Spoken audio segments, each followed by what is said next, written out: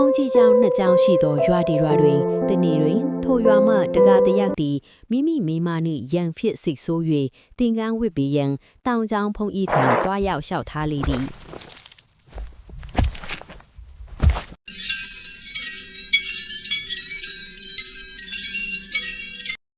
ဖုံးကြီးကမိမနှင့်စိတ်ဆိုးလာမှန်းသိ၍ခုချက်ချင်းဝတ်မပြီးပဲဖြည်းဖြည်းအေးအေးစဉ်းစားပြီးမှတင်ကန်းဝစ်ရန်တရားချလေသည်တေချာစဉ်းစားပါအောင်တကကြီးမြောက်ကြောင်ပဲသွားတော့မယ်အချင်းချင်းလျှောက်ထားတောင်းပန်တော့လေဝတ်မပေးပဲငင်းပယ်နေတဲ့သည့်ဝတ်လိုလာတော့တကာကမကျေနပ်နိုင်တော့ပဲမြောက်ကြောင်ဖုန်ကြီးထံတွားဝတ်လေပြီမြောက်ကြောင်မုံကြီးမှာစဉ်းစားမနေတော့ပဲတကာလျှောက်သည့်အတိုင်းကြည့်ချင်းနေပြလိုက်ပြီဝစ်ပေပြီးလင်ကိုရင်နှင့်ပတ်သက်သည့်ကျင့်ဝတ်တိခဘုံမှာကိုပို့ချပေးလိုက်ပြီးကျောင်းအနီးဇရက်တစ်ခုပေါ်သို့တွားရောက်ကျက်မှတ်နေရန်စေခိုင်းလိုက်သည်ကိုရင်ကြီးလည်းဇရက်ပေါ်တွင်တွားရောက်ကျက်မှတ်နေလေသည်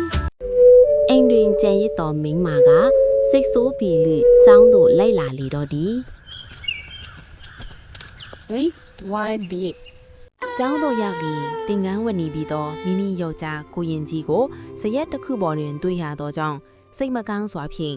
ဖက်နဲ့တော့ရဲ့ဒီလောက်ကလေးဖြစ်ရတာနဲ့များဖြုတ်မှပြုတ်ရပါပေတယ်စသဖြင့်ငိုယိုတောင်းပန်ပြောဆိုလေတော့သည်